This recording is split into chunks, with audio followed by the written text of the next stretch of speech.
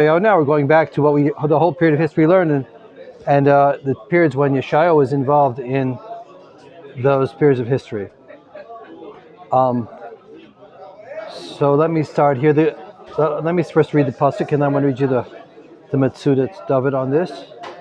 Chazon Yeshayahu ben Amotz, Sher Chaza al Yehuda Yerushalayim, B'mei Uziyahu, Yotam Achaz, Yechizkiyahu, Malchi Yehuda.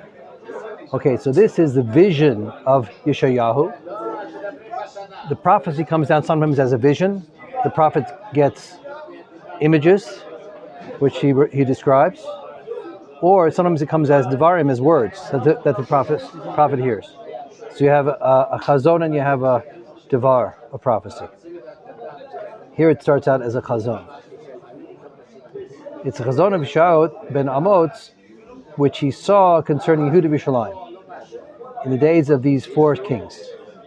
Now, the Sefer starts out talking about the prophecy concerning Yerushalayim and Yehuda Yerushalayim, but that's not the whole Sefer. It's part of what he prophesies. He prophesies about a lot of things, about a lot of nations, and this is part of it. And now, according to the Chazal, this is not really, it's not in order. And really, the beginning of his prophecy happens much later, Perek Zayin or something like that, or Vav. But this happened, it's out of order. Let me read you the Metzudat David on that. Chazon. Zumar Nevuah Shel Yeshaya Asher Ra B'mar Nevuah Al Yehuda Yerushalayim Ve'ein Zeh Techilat HaSefer B'mar Shekol Nevuato Hayatal Al Yehuda Yerushalayim Levad. It's not the beginning of the Sefer, as if to say that all the Nevuah was about Yehuda Yerushalayim. Ki be'emet Nivagam Al Bavel, etc., and other nations. El Shabal Amar Al Nevuah Hi Hayatal Al Yehuda Yerushalayim U'Kederek She'amar Masa Bavel Masa Moav. Well, Kid Sefer Hu B'Shnat Mot Melech Uziyahu. Ve'ein Muktam U'Mucher B'Seder. It's not in order. Okay, that's number one. And then the Malbim says, interesting thing the Malbim says about this.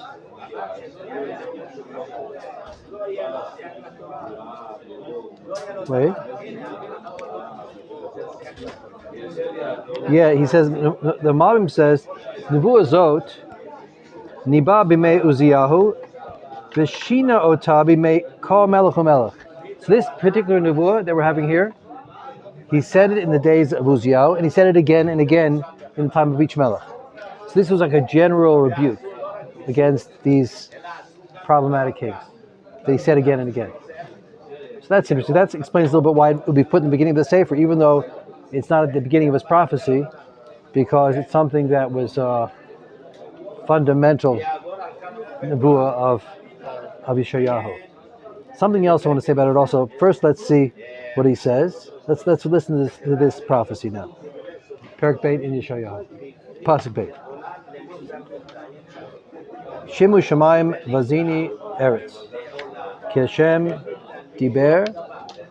Banim Gedalti V'Ramamti V'Hem Pashubi. Hear the heavens and listen the earth, because Hashem spoke. Banim Gedalti, children I've raised up, V'Ramamti, and I've raised them up and made them great.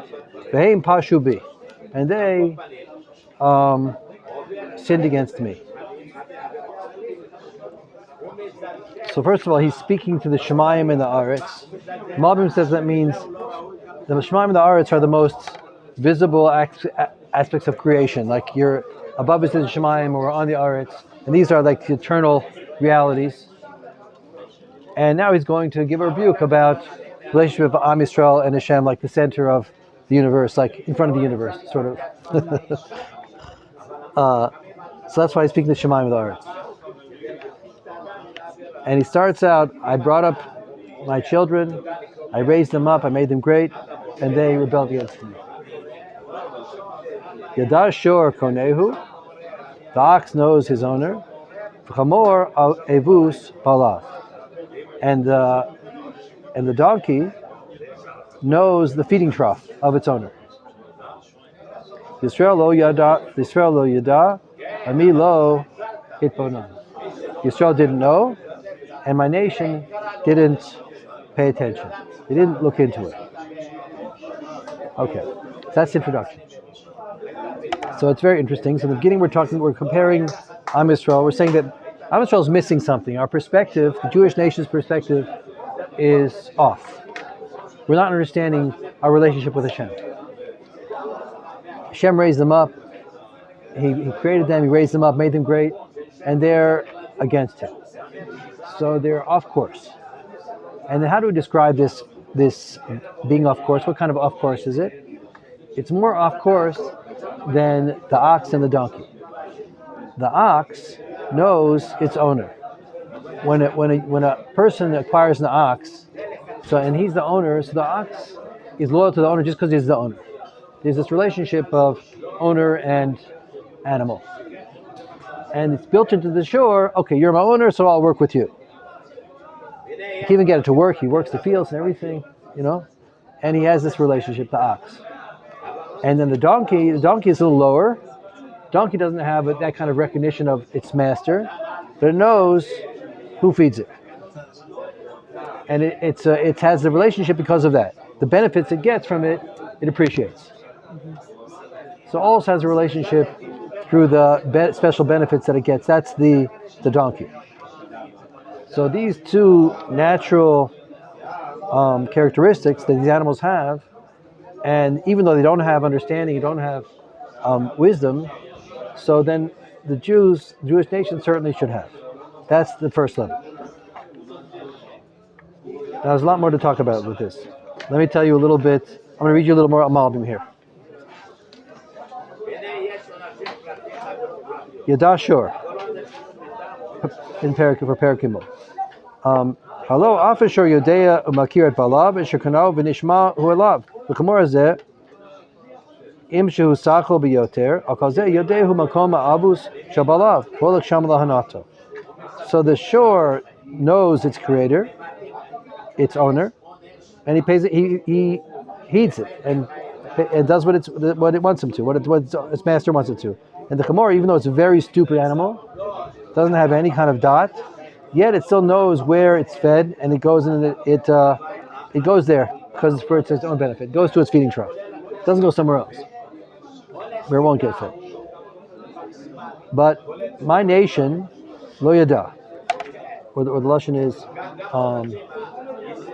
Yisrael lo yada. Yisrael doesn't know. Lo avu ladat oti liot nishmainli. They don't want to know me and to listen to me. Ami, my people, im shehema ami, vani bezratam kol zeh lo yikabed av, or kol zeh lo yikabed av. Afim lo asa imo shum tova rak shigadlu guman etiyonet. Choshken higbiu lamala al yeter banav she'az chayv bahodat kaflaim. Vani banam gadalti v'manti otam. V'tum zeh ki v'manti otam akol anvelosha. Veim tachat shin chayv v'avoda v'hodah kaflaim od pashu mardubi. So we say like this, that there's two things that we're doing wrong here, the nation. Number one is Hashem created us. Hashem built us up. He made us into a nation. And for that alone, like a shore would recognize that alone. That's enough. And then, further, He made it great and makes great. He gave us all these great qualities, all these great benefits, all these great madrigot, and so that's like, even a donkey will recognize that. When you have special benefits, you recognize that. We didn't recognize that either.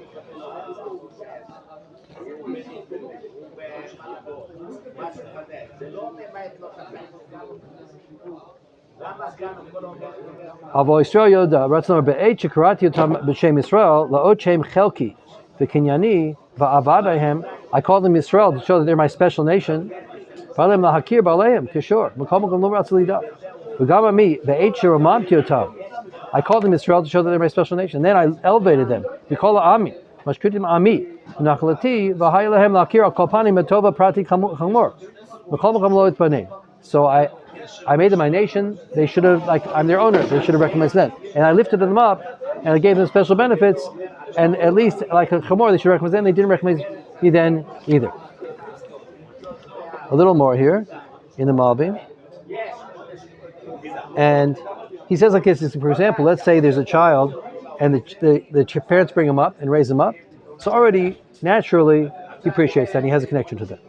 And then let's say they give him a lot of money. Then he values that even more. And that's natural. So that's the two things, One is you have a natural relationship, and then furthermore you have benefits. So there's two reasons to give honor. Okay.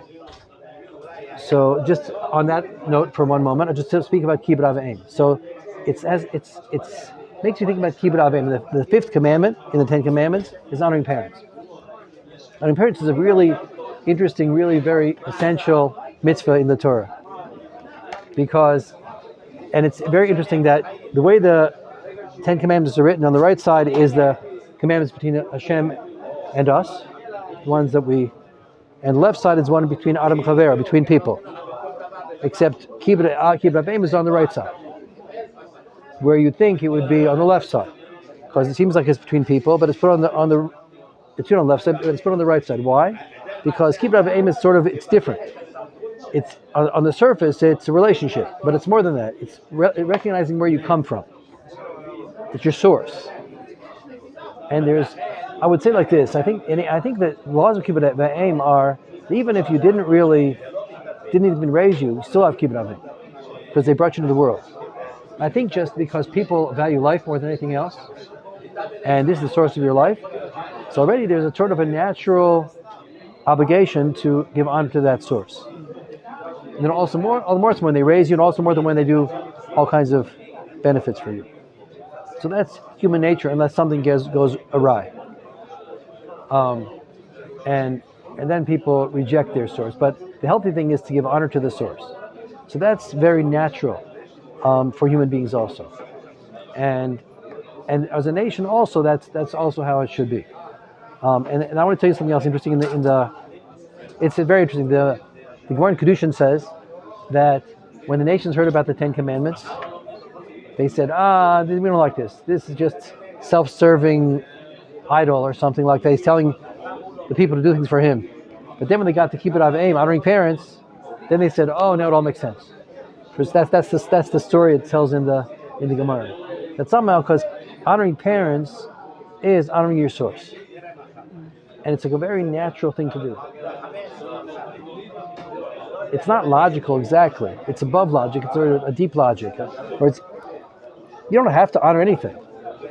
But it's something that you do. It comes from your deeper nature of being happy. I think it has to do with being happy about that you're alive and that you have the qualities you have, then you'll honor the source of that life. Okay. Oh, and also the good things that came out of it. Now he says another thing also on this point, another thing in the Malbim. Listen to this. I'm going to read you another Malbim. It says like this. Yan shenefesh Adam kolela kol tame breshit, maseh breshit. The soul of the person contains all the works of creation.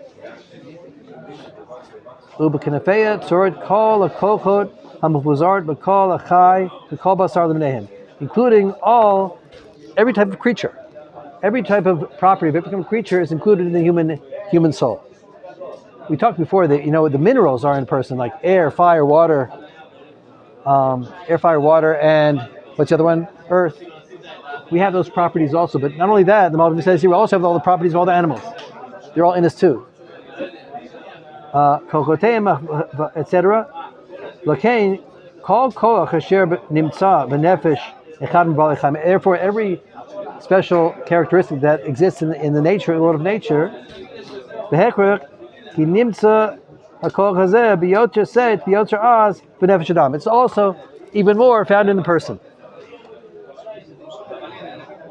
Ve'im nira Adam mitalem midal kol hazeh mimakor nafsho lazil hinei chet va'asham al nafsho. So the person doesn't recognize this kol, can bring it out, this particular talent, so he's doing a sin against himself. So human beings also have these talents. The ox has the characteristic that it recognizes its owner and has a relationship. And the shore has a talent that appreciates good things it gets. And so human beings have that too. Appreciation, akar satov, honoring their source. And so if a person doesn't have that, I got it. Okay. If a person doesn't have that, so then he's not in touch with who he is. He's dishonoring his own soul. Okay. So that's the introduction here. Now I'm going to say about this introduction, it's interesting, this is how the whole Sefer starts. And it makes me think about Rav Kook. And someone said, I'm not sure it was Rav Kook himself, that Rav Kook had the soul of Yeshayahu Navi. They compare Rav Kook to Yeshayahu. Very similar personality. And I'm just saying my own idea here, my own thought here is that if you learned the Sefer Or Teshuva in particular, but it's all over Rav Kook, but especially in Or Teshuva, he talks about this desire to serve Hashem and to go away from things that get in the way of serving Hashem as being deeply natural in the human being, in the Jew especially. And so, serving Hashem is our deeper nature. It's not something we have to accomplish in a certain sense. The accomplishment is connecting to your deeper self, and then you want to serve Hashem. And you have all these different kochos and efforts that you'll bring out to serve Hashem with and to do tshuva with, be close to Hashem, bring out your potential in service of Hashem. So that's human nature. And it's our deeper nature. Tshuva is not something out there. It's not only going away from sins. Going from sins is part of the process of returning to your nature. But tshuva is returning to your deeper self. So here, that's why the Sefer Yeshayahu, which is a Sefer, it's partly a Sefer of rebuke. It's more often telling us where we're going and the great promises that Hashem is giving to us.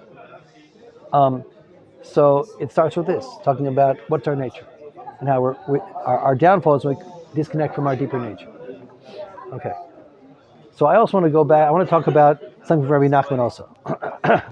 So there's a story from Rabbi Nachman, one of his great stories. It's called Abanim Shenechlefu. That's the name they gave it. The exchanged children. Right? So exchanged children is a story about a king in his palace, and the queen is getting ready to have a baby. And there's also a servant in the palace, and the servant's wife is getting ready to have a baby. So they both have babies at the same time. And the midwife plays a trick and switches them without telling anybody. So the one who thinks he's the Eved is the servant is actually the king, and the one who thinks he's the king is actually the servant. Okay. And then they grow up like that. And people see there's something strange about these two children, because the one that's an Eved is very, very refined and intellectual, and the one that's the king is not refined, not intellectual. But he's the king. They think he's the king. Anyway, they get bigger, and then finally the midwife tells somebody what she did. And then the rumor starts to go around. Now nobody knows who's who. They don't know if she's telling the truth or not. So there's this mass confusion in the kingdom. And so now one of the advisors of the king tells him, listen, you got to kick the guy out because he's going to take your throne, because people are saying that he's the real king. So he says, okay, so he kicks him out. So the real king, who's considered the Eved, he's kicked out. His father gives him, his assumed father, the Eved, gives him money to go away with. He goes off, and he's like on his own, kicked out of the palace for nothing. So he's all angry. And he doesn't know who he is. He also doesn't know if he's the king or if he's the Eved. It's a rumor that went around. Nobody knows that's true. He doesn't know who he is. So then he goes out and he starts spending all his money, and he's really angry. So he starts going to prostitutes. He starts drinking. He's doing everything bad because he's expressing his anger and his angst because he got kicked out for nothing. Until one day he sits down and he makes a personal accounting, and he quiets himself down and he says, well, why did this happen? Why did Hashem do this? He somehow brings Hashem to the picture. He starts asking, why did Hashem do this? Why did I get kicked out for nothing? So let me start trying to figure out who I am and what I'm doing and what Hashem wants from me. So he starts this big, long journey, trying to discover himself.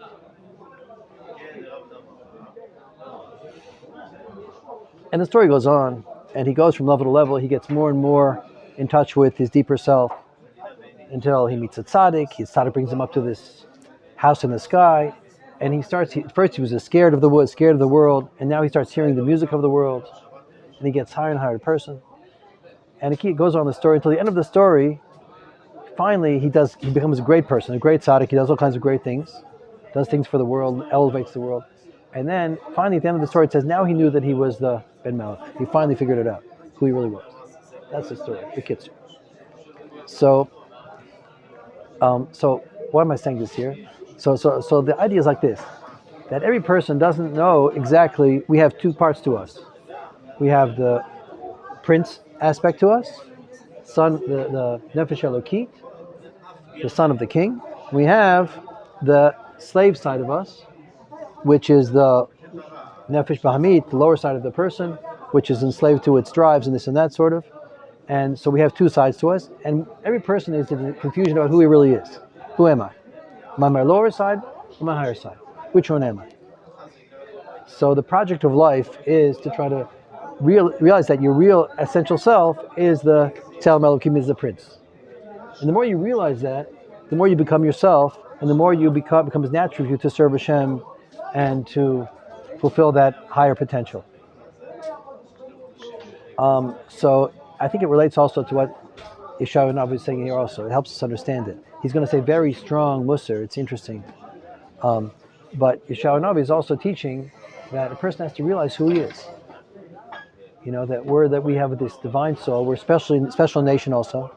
We have a national soul also, which is higher than all the nations. All the character of all the nations, we have this lofty national soul.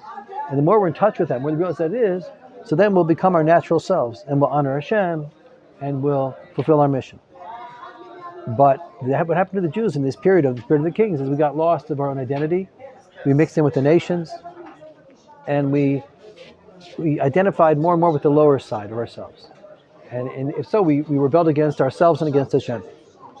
So I just want to say that also as a little bit introduction here. Okay, so now what he does, and he says very strong rebukes. It's very interesting. It's not the kind of rebuke I think that any of us would take from anyone unless he was a Navi, If he was a Navi and speaking to the nation, and this was truth, so then actually it would be, it's potentially received. And what's interesting is after he goes and says, you see the system here, he says very strong rebuke, and then he turns around and it says how effective tshuva is. He points out to the Jewish nation how far off they are,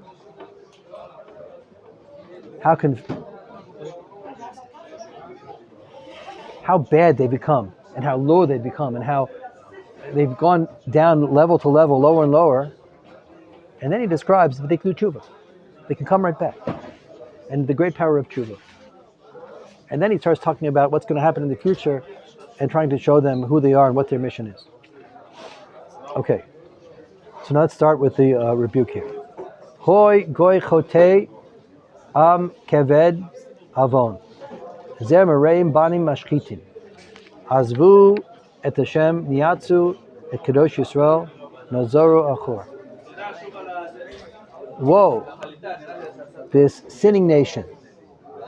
Am kaved. This am kaved avon. The people that are heavy with sin, with iniquity. Zera Moraim, this evil seed.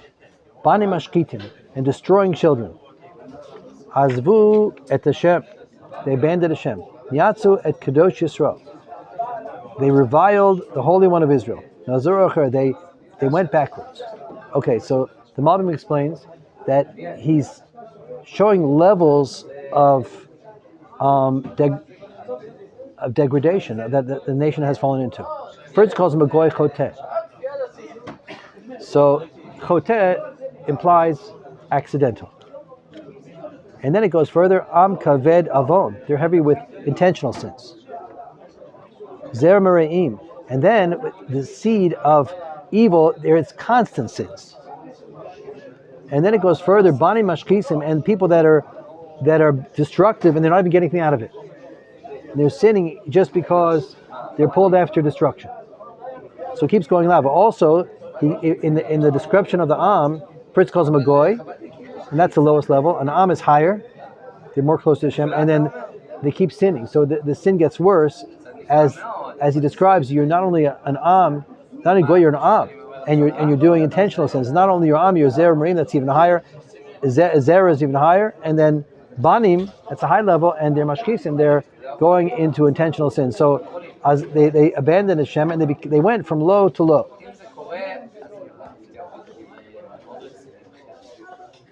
Just a little more here. It says Na'atsu.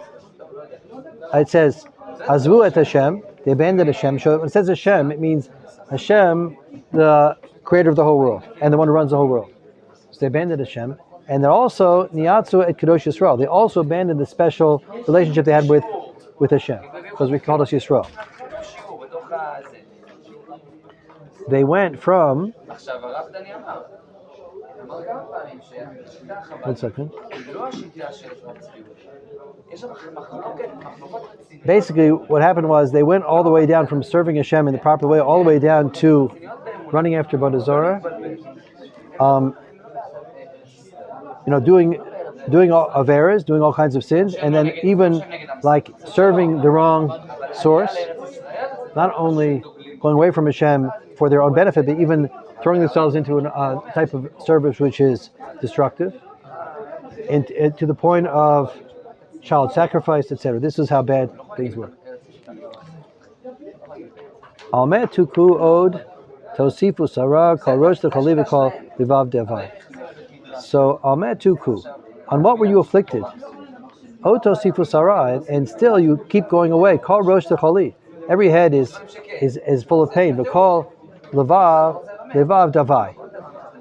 There's pain in the head and there's pain in the heart. There's pain in the heart. The kaf regel avad rosh ein bo matom.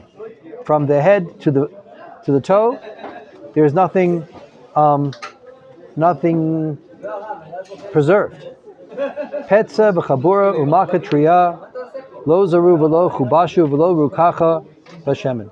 So he's wounded from head to toe, and which means that the Navi is telling him you're having a lot of suffering, and the point of the suffering is, like we spoke about this morning, is to bring you back and realize that you're doing something wrong, and you're not doing it. And then it goes and it describes what the first that was a mashal describes as a person. Now it goes and describes as a nation. Artzachem shamama, your nation is desolate. Arichem is trufot. Your cities are burnt. Eish admatchem lenedichem zar moklim otav shemama kamapechet sadom kamapechet zarim. In other words, it describes all the levels of affliction, just like the levels of the body. It goes down through them. Notra batzion kasuka bakerem kimalona b'miksha keir netzura. And then batzion is like a guard post, which is abandoned. And the idea is, I think he's referring to the fact that all of the 10 tribes were exiled and it was just left Yehuda. Le Hashem tzavakot hotir lanu sarid kamat kizdom hayinu lamora deminu. If not, that Hashem had left over a remnant, we would be like Sodom and Amorah, which were completely wiped out. In other words, we deserved that, and Hashem didn't do it for us. He still kept us a remnant alive. Shimut var Hashem katzini Sodom, hazinu torat Elokeinu am Amorah. Listen to the words of Hashem. The ministers, the sarim, the katzinim, the generals of Sodom. Listen to the Torah of Elokeinu am Amorah. We're acting like Sodom and Amorah. Lama li rov zivchichem mar Hashem. Savati olot elim v'chelim mari'im dam parim v'kvasim v'atudim l'chofati. So it seems like what happened was, in those days, they were continuing to bring a lot of korbanot. And Hashem is saying, like, you're all mixed up. Like, the korbanot is not the point. You're doing everything bad, you're bringing korbanot, and you think that's going to help. You have to do tshuva before you get kapara, and your korbanot not working. Ki tavo l'rot panai mi b'kezot miyadchem v'mos chatzara. You're coming into my courtyard. Who's asking you to come trample my courtyard? Etc. It goes on like that. So that's one of the first things he's rebuking them for, is the artificial going far away from Hashem, serving Avodah Zarah, and then serving Hashem in the base of Mikdash, and thinking that somehow helps. Okay. Go to pasuk. When you lift up your hands in prayer, I'm not going to listen to it, etc. Pasuk Tet Zayin. Rachatzu hizaku hasiu ra malalechem meneged einai chidlu ara. You have to move away from the evil. This is not helping what you're doing. You're running after the evil and you're bringing korbanos. That doesn't help. Limdu heitiv dirshu mishpat yeshu chamotz shiftu yatom rivu almanah. Start bringing back judgment and take care of the people that are oppressed, the yatom and the almanah, the orphans and the widows. L'chuna v'nivachacha yom Hashem. Now, okay, so far, there's very strong rebuke here. It makes your head stand up, your hair stand up in your head. It's like, whoa. Where was he saying this? I'm not sure. I think that he's saying it on the steps of the Beis Hamikdash. He was announcing this to the people. That's what it seems like. L'chuna v'nivachacha. Yomar Hashem. Im yuchatechem keshanim keshel yalbinu. Im yadima katola ketsemer yuyu. So he says, come, let's make an accounting. If, Hashem says, if your sins were like shanim, that's red dyed fabric, your sins were bright red, keshel yalbinu, they'll become white like snow. Im yadima katola, if they'll be red like katola, that's also a red dye, ketsemer yuyu, they'll be like wool. They were like wool.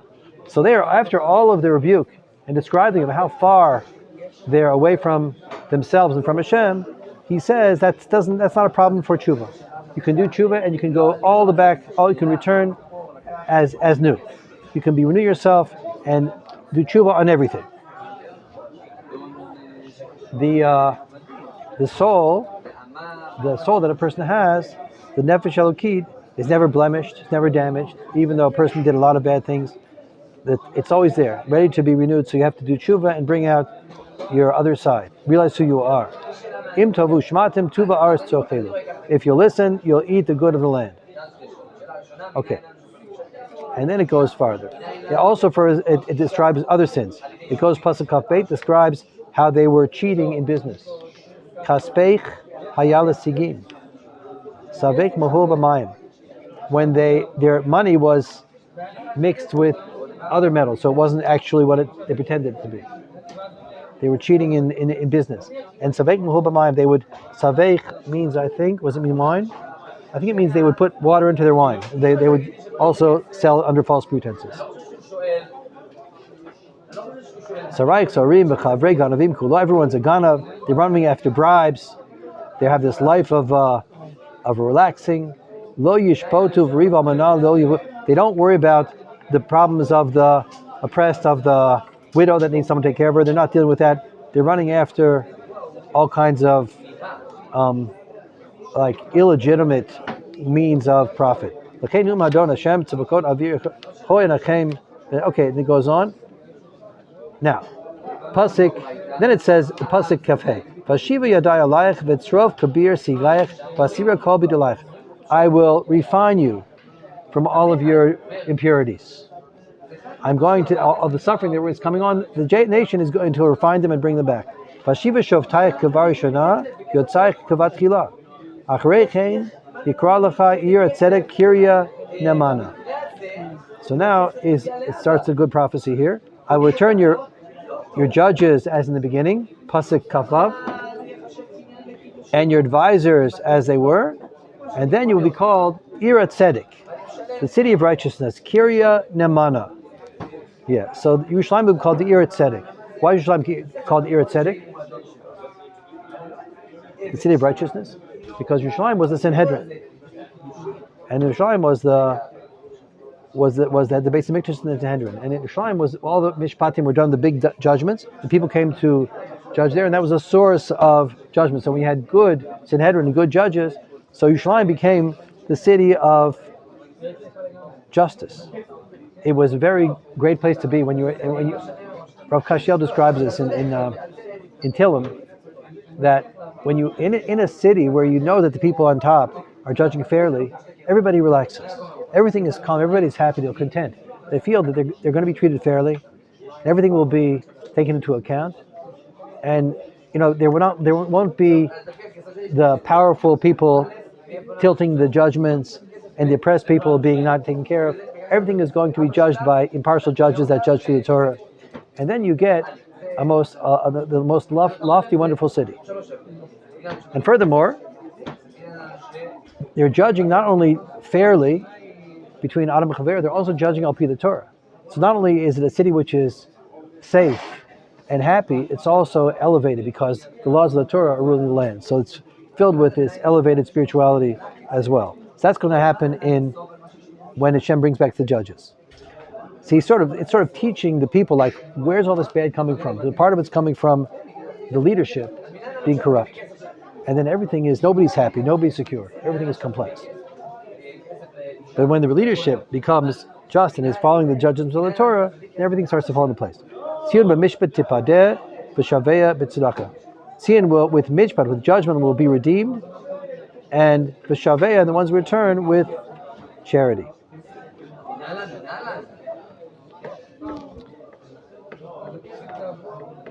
In the days of the Beit Yosef, when the greatest tzaddikim, the greatest leaders of Am Yisrael, Torah leaders, they were all gathered together in Tzfat. It was an amazing period in history. They wanted to bring back judgment on a high level, because after there was no more smicha, right? There was the promotion banner, there was smicha, and then that was passed down from generation until the time of Tanoim, and then it was lost. They tried to bring it back. They recreated smicha so they could lashes to someone who needed to get that, and they bring back judgment so that everyone would feel there's fairness in judgments, and they could, people would get personal kapara for their sins, and they tried to bring it back. It didn't work really. That's what okay.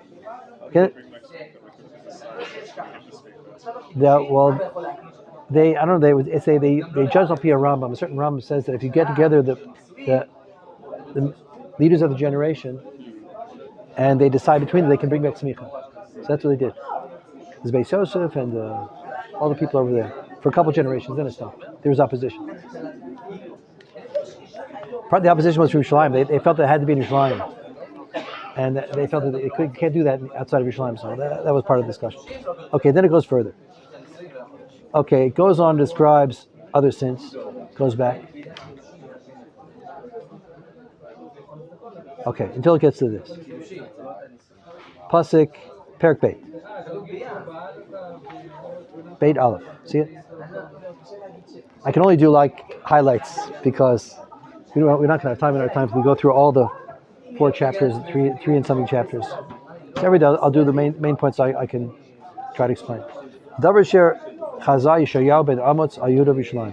The thing that Yeshayahu saw on Yerushalayim. V'yaba achrit hayami. Nachon yeh har Beit Hashem b'rosh haharim. V'nisa migvaot v'nahar elav kol hagoyim. So here he's now describing a lofty vision.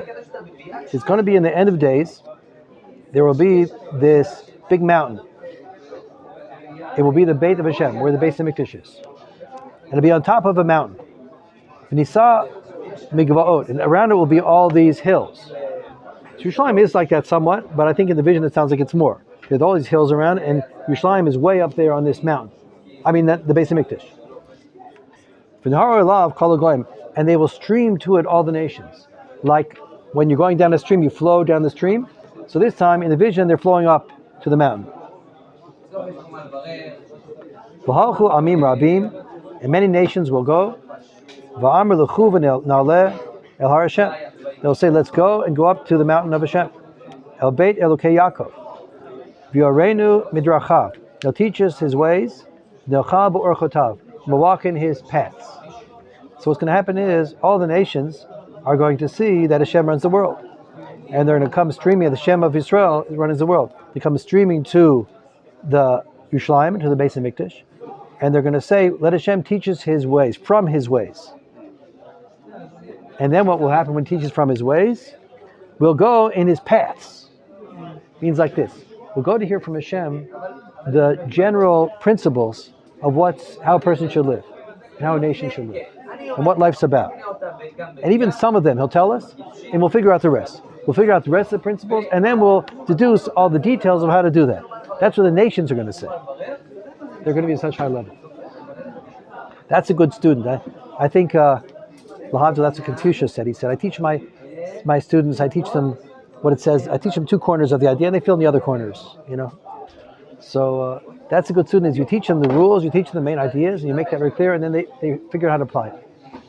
So the nations are going to be these great students.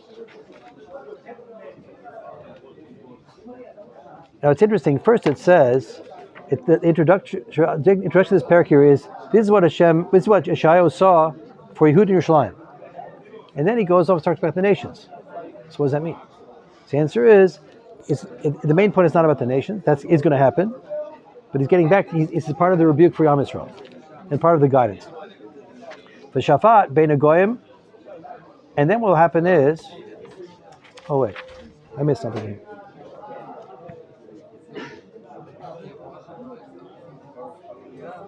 If you're reading Midrachav, oh, I skipped. Avinacha ki mitzion teitzei Torah v'dvar Hashem Yerushalayim. From Tzion will come out Torah, and Dvar Hashem Yerushalayim. For some Tzion, that means by Rabbi is where the Sanhedrin is, and there's going to be the source of Torah for the whole world. Sanhedrin and the Melech and the Kohen Gadol, and Dvar Hashem Yerushalayim. That's where the Nevi'im are in Yerushalayim. So from the Sanhedrin and from the Nevi'im in Yerushalayim, then there's going to be wisdom for the whole world. V'shafat ben goyim v'ochiach la'amim rabim. I'm missing something. Where was the Mashiach mentioned? There's no mention of Mashiach. 1 second. There should be Mashiach here.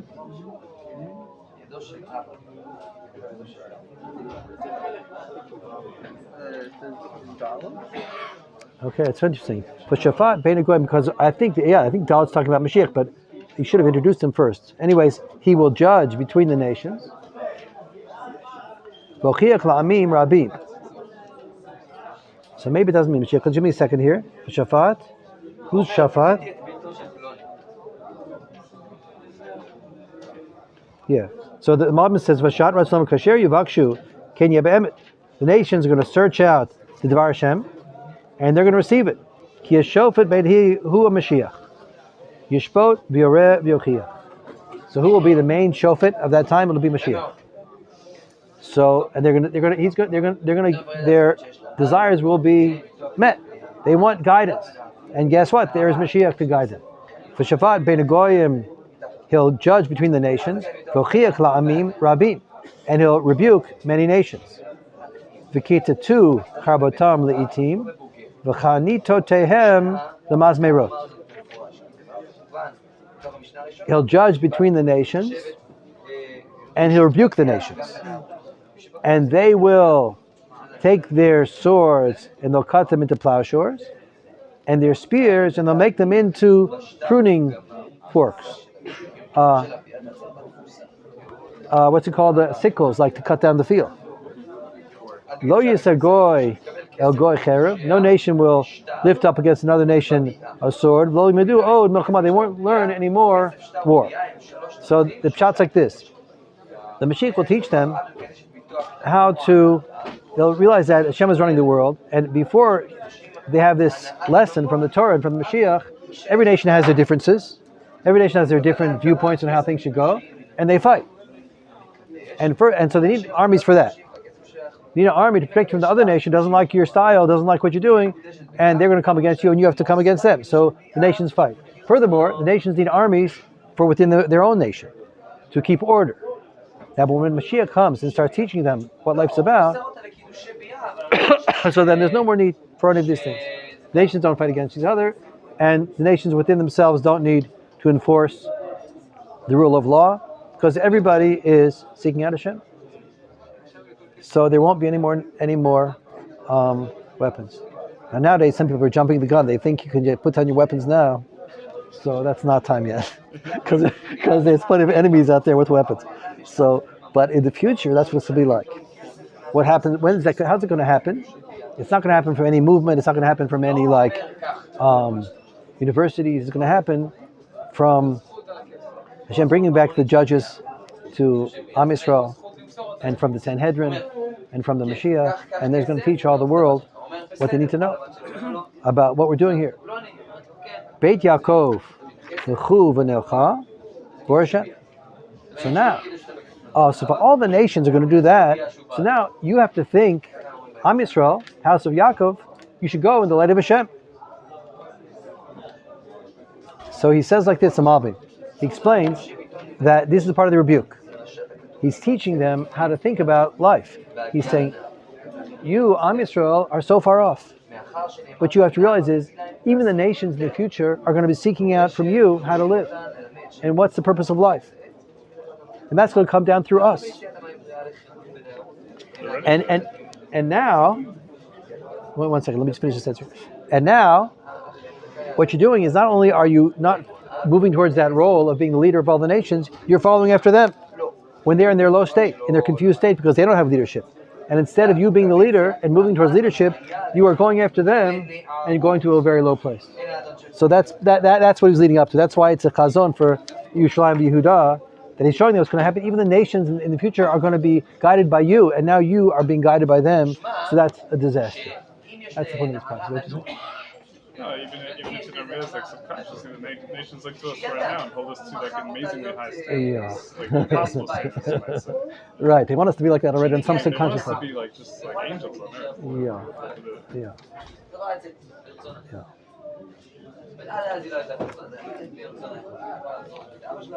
And then he goes a little further. I'm going to finish up here. Now, what happened to Am Yisrael? Why did they get like that? Why did we go so far off? What would happen to us? It's interesting. So I introduced with someone we didn't know ourselves. We lost a sense of who we were, of our princely nature. But how did that happen? Like, what was the cause?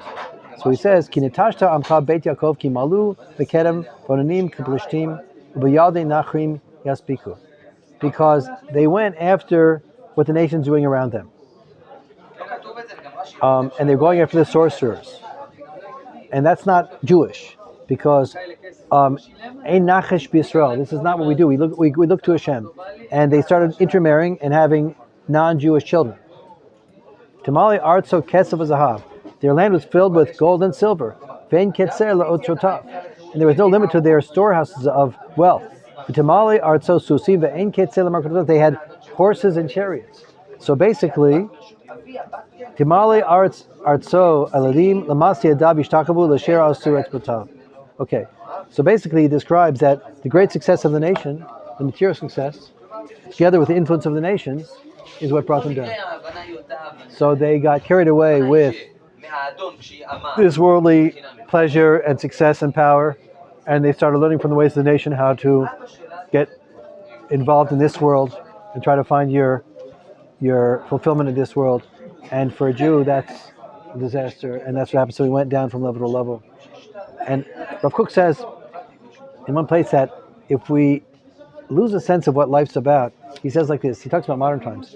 He says that if people think that the whole thing in life is just like all we have is like a brain and what goes from our brain, and that's all there is. There's nothing bigger than us. You don't have a picture of the purpose of life, and you think everything is like, I call it a mechanical universe. You know. So what happens is, for the Jewish nation, if they think like that, not only do they stop serving Hashem, they go to very low levels because they're very far away from who we are. So that's what it's describing over here. Okay.